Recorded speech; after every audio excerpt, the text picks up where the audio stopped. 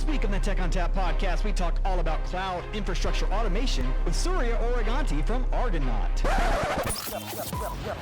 Welcome to the Tech on Tap podcast with Justin Parisi. I love NetApp. Oh, yeah. NetApp. I love this company. Support. I love NetApp because it's so funny.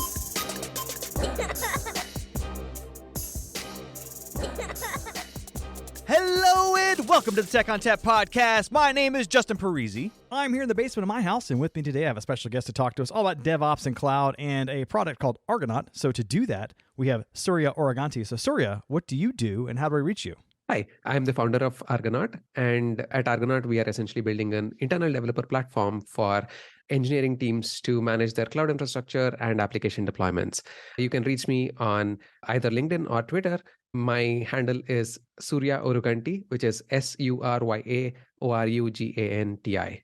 All right, so when you found a company, there's usually a problem you're trying to solve. So tell me a little bit about your background, like what got you to the point you are now, and what made you decide to found this company called Argonaut? Yeah, it's actually been a little while in the making. So I started my career at Microsoft working on ads and in a fairly different space. But at that point, I did notice how smooth things were as engineers and people who are managing product are not having to worry about the infrastructure side of things because that was taken care of. There were a million other people who were solving that problem for us. Now, after Microsoft, I moved on to a bunch of startups. And as I was leading software engineering teams there, the world there was very different, right? Where we had to manage the infrastructure. We had to set up everything from scratch. And that was an interesting journey in itself. Now, something else that I found very curious was that the kind of problems that we face and the kind of solutions that we had to come up with were essentially similar in organization 1, 2, and 3, right? And these would basically take the shape of how do you build out the right kind of automation? How do you build out the right kind of tools in place so that the application engineers can work super efficiently? And as a business, we can just focus on building user value as opposed to dealing with how things are done and keeping the lights on, working with the infrastructure and spending way too much time on the operations side of things. So that was an interesting dichotomy that I noticed. And this infrastructure team is also always in a very challenging position within organizations, especially startups, because we are always focusing on trying to ship and ship fast. And that means there is very little prioritization that goes into getting the infrastructure done in a scalable, secure manner that works for collaboration as efficiently as possible. It also is a fairly heavy cost and time investment in terms of the people, in terms of the skill sets that are required, which is both domain knowledge as well as the amount of expertise that they need to bring in, which is tool specific and adapt to the organization's requirements.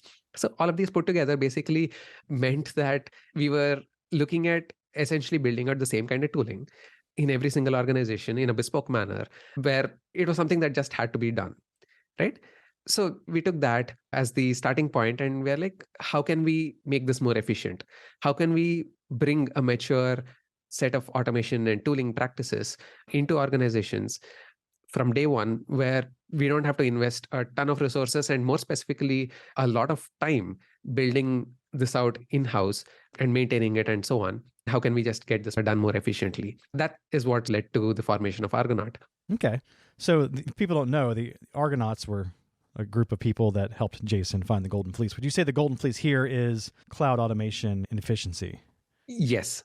So the way I like to think about it is that we are a group of people who set out to do what is considered an impossible task, and we go ahead and do that anyway, right? And the task that we are looking at here is how do we automate as much of the operational work as possible from infrastructure teams' charters, provide a really good developer experience and bring in lots of automation and efficiency. Specifically, what we try to do is threefold. The first is how do we set up cloud infrastructure in a secure and scalable and reliable and repeatable manner on hyperscalers, like on top of AWS or GCP and so on.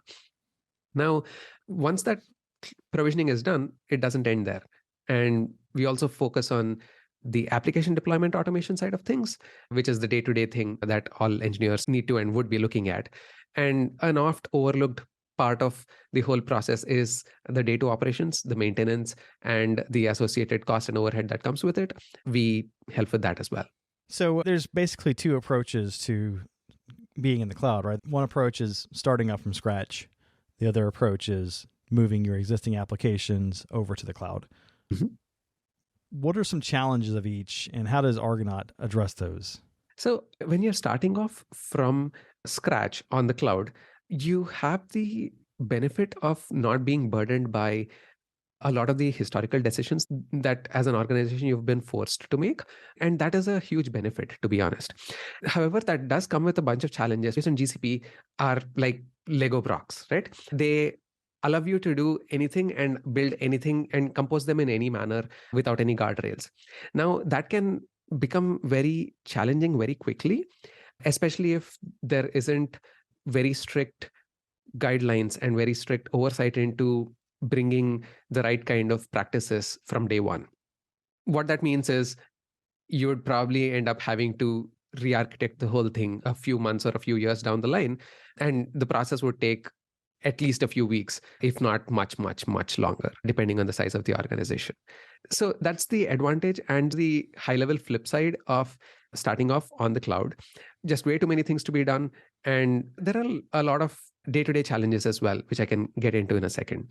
Now, when you're looking at existing solutions that are already deployed in, let's say, an on-prem kind of manner, and you're looking to lift and shift that to the cloud, then that brings with it another set of challenges, because in this case, there is the additional overhead of unlearning and unburdening folks in the organization from all of the existing processes, because on-prem and cloud management are very different beasts altogether. They require a very different kind of mindset and a very different kind of skill set as well.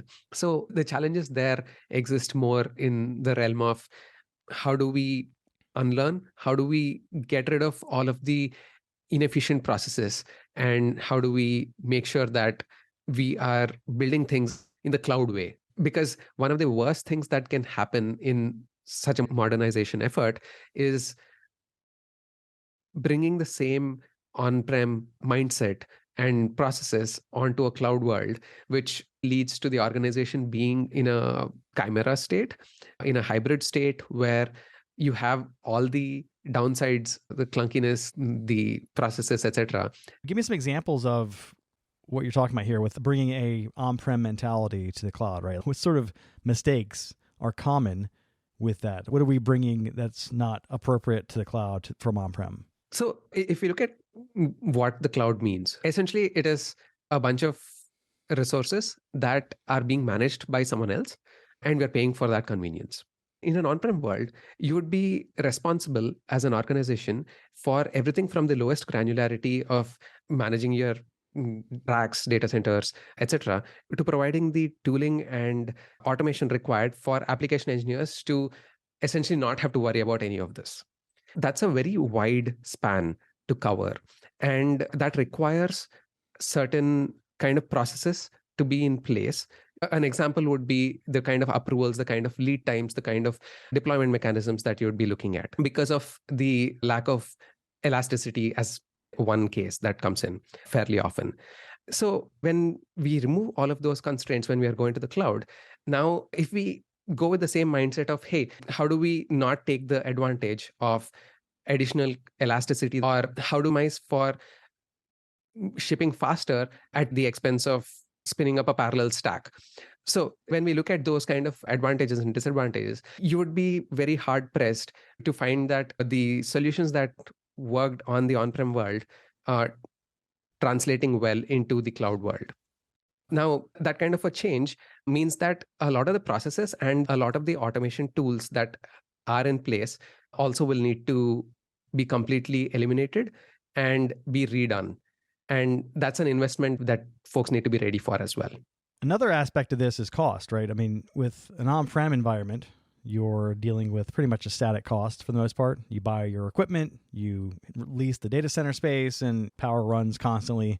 With the cloud, you're dealing with more granularity, more flexibility, but you're also potentially dealing with more cost, because if you operate like you were in on-prem, that's not going to be efficient in the cloud. So tell me a little bit about how Argonaut can help get a handle on that sort of stuff, or even can it? We are actually early in the journey of building cost into the entire set of capabilities that Argonaut affords our users.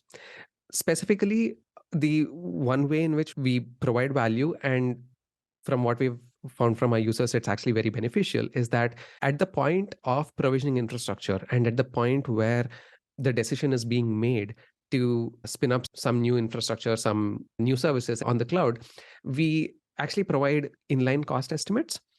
And that helps very significantly in providing upfront the kind of the costs that you might be incurring. And it helps making that decision very easy. Sometimes what we've seen is that when folks realize this kind of approach that we're talking about, let's say splitting databases into a couple of different instances, in some cases, it actually just adds to cost without too much of a benefit. And what we've seen is that users basically look at it and they're like, hey, this architecture that we are looking at potentially leads to so much cost. And that is not something that we want to be taking on at this particular point in time, especially for this particular piece. Providing that inline estimates and providing all of that upfront is what we do right now.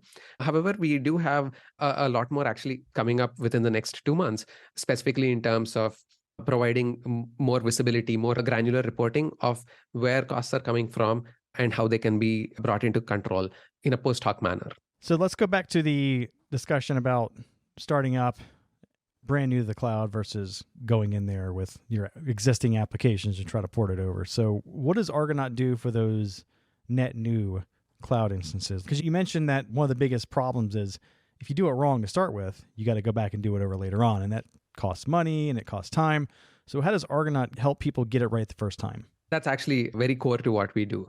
The principle that we follow is how can we bring in what mature tooling looks like, what a fully automated system looks like with all the internals that power internet scale companies, and put a nice developer experience layer on top and make that available for even the smallest of teams. That's really where we start off. And the advantage with this kind of an approach, and the reason why we do this, is so that we set everyone on the right path from day one, where they will never have to look at re-architecting their systems and going through a painful overhaul.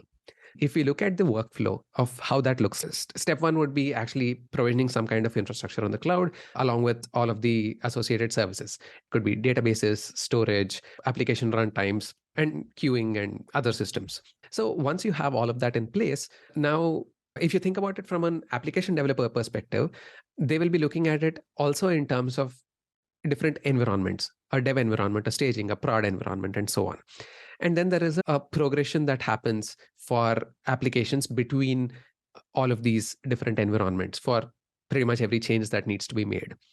Now, when we go over to what is actually being progressed, which is the application side of things, and also the infrastructure changes, those go through a build process, a set of artifacts are generated, pushed to artifact registries. And in the containerized world, it would be some kind of a container registry. And then checks are made to make sure that things are secure, etc. And then the deployments happen. Once this whole build system is done, deployments happen onto the specific runtimes, to the specific environments with the right kind of runtime variables and all of that kind of stuff plugged in. Now, as you can see, this entire thing is a fairly complex process and takes a while for internal engineering teams to build it out. Now, Argonaut essentially productizes all of these best practices into the tool and provisions it on top of your infrastructure, on top of your cloud account, so that you get a huge head start. And then we also do the interesting and challenging bit of maintaining this for you. This includes things like, in the Kubernetes world, versions keep getting upgraded all the time. Even if you choose something like managed Kubernetes service from AWS or Google or Azure, there's a limited shelf life to it. And every year and a half or so, versions keep getting deprecated. So there is this constant maintenance that is required, and the cost visibility as well of all the provisioned infrastructure. So what Argonaut does is take all of these different processes that I've just talked about, builds automation, stitching together a path from application deployment pipelines to managing infrastructure as code to provisioning it and encapsulating it in the form of environments and various deployment mechanisms, and then the maintenance piece of it as well. All of these are done seamlessly through the internal developer platform, which is Argonaut. So that's how we try to add value to companies from day one. Essentially, you'd be bringing, let's say, your version control systems, your cloud accounts, connecting all of them to Argonaut, and we take it from there. All right, so that's one aspect of it. Then the other aspect we talked about was the existing application, the monolith, trying to port over that application that's running on that mainframe in a data center somewhere, right?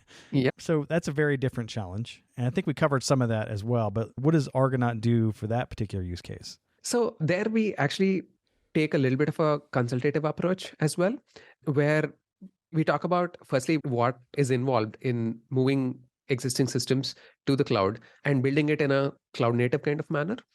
That includes transforming existing architectures and working with the customers to actually figure out what the right architecture would be like in the new world. And then making sure that there is alignment in terms of objectives. We see all sorts of objectives starting from, hey, we want everything to be completely cloud agnostic so that we have the option of portability at some point in time.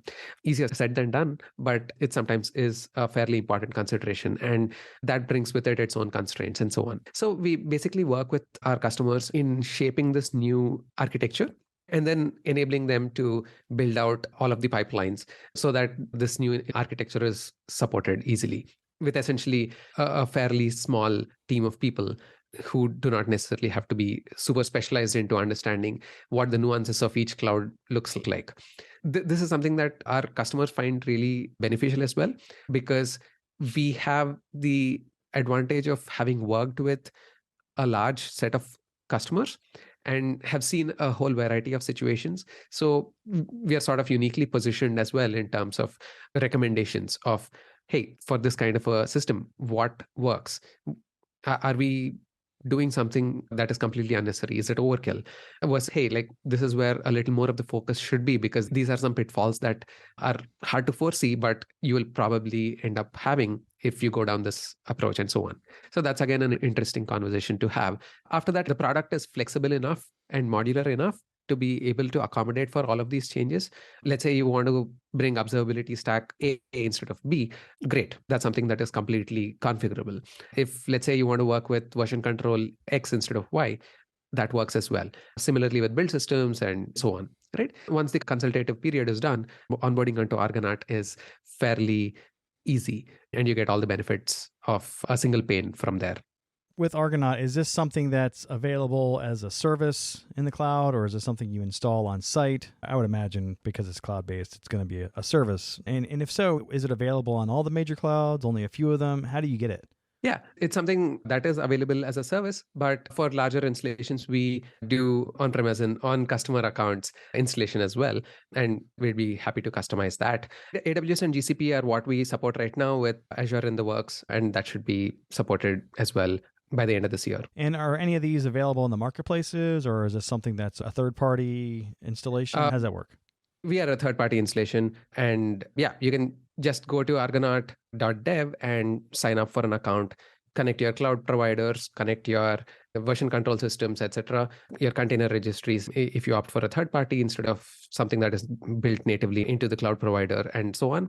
From there, we do have a self-service offering for the smaller teams to get started with directly, and we'd be happy to work with anyone for any kind of assistance, onboarding or otherwise. Argonaut is designed to help with automation. Is this something that you can also automate? Can you automate Argonaut? So, funnily enough, we do use Argonaut to deploy Argonaut, and we eat our own dog food. We have multiple environments across multiple clouds that we spin up and make sure that we use all the time. A lot of our learnings, a lot of our requirements and the solutions to those are also baked into the product itself. Okay. And as far as third-party applications that maybe can do the things that Argonaut can't, do you have any sort of APIs that they can interact with, or is that something that's not there yet?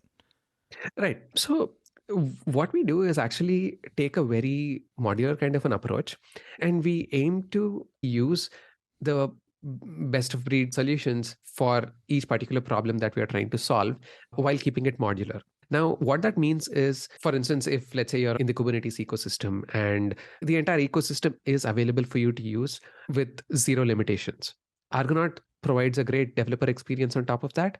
And while the happy flow is something that is easily set up, etc., you can choose to customize it however you want and bring the entire benefit of the Kubernetes ecosystem to the table. And similarly, with whatever kind of solution, be it the CI providers or let's say service mesh that you want to be setting up, or some kind of infrastructure that you want to be provisioning on top of, let's say, an AWS or a GCP. So we make sure that our systems understand what is happening under the hood in all of these different scenarios. And we make sure that there are no restrictions that are brought in because you're using Argonaut for a superior developer experience, because that would be antithetical to the whole value proposition, which is how can we make sure that engineering teams can get started and grow to internet scale without any re-architecture and without any redo of all of these core pieces.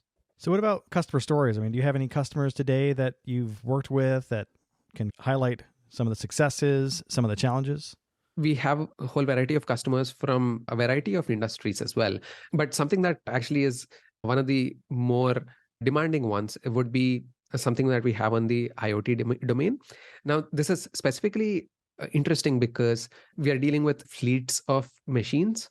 So the customer manages fleets of IoT devices and provides updates and data streaming and visualization of the fleet for their customers. This is particularly interesting because these devices are low power, etc., and they need to continuously keep connected to the mothership.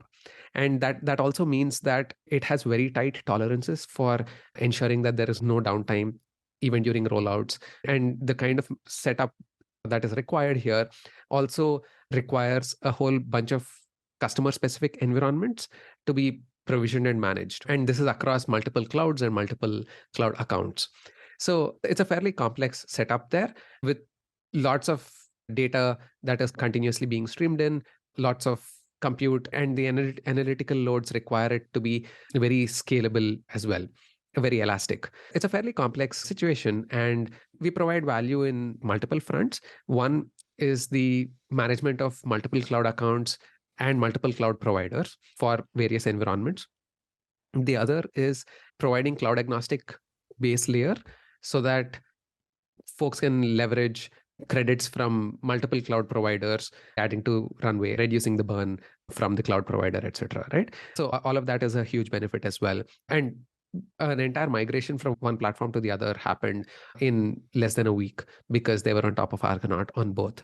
And we provide the abstraction layer that enables easy migrations. So that was another benefit that they got. And they essentially scaled about 5x in the number of customers that they have and close to 8x in terms of the number of engineers on the team in the last couple of years that they've been working with Argonaut for, all without having to have any dedicated infrastructure engineering person, DevOps infrastructure engineer, platform engineering kind of person on the team, because Argonaut handles all of that for them.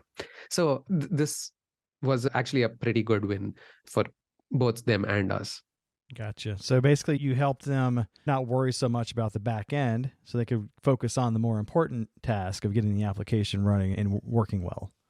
Absolutely. All right, Surya, thanks so much for joining us today and talking to us all about Argonaut as well as how it can handle your cloud infrastructure needs. So again, if we wanted to reach you, how do we do that? I'm available on Twitter and LinkedIn, and my handle on both is Surya Oruganti, which is SURYA ORUGANTI. All right. And if we wanted to find out more about Argonaut, is there anywhere we can go to do that? Yeah, you can check us out at argonaut.dev. You didn't want to use the new .zip URLs? Argonaut.zip. That's such a terrible idea. It was a terrible idea.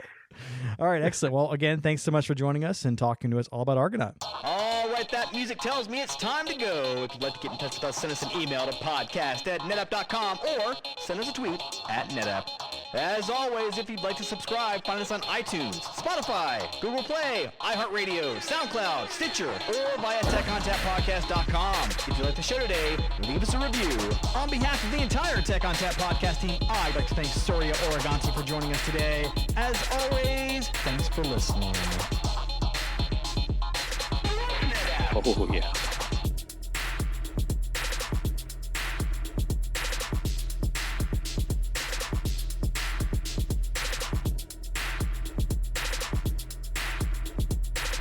Is it just me that's getting off on this?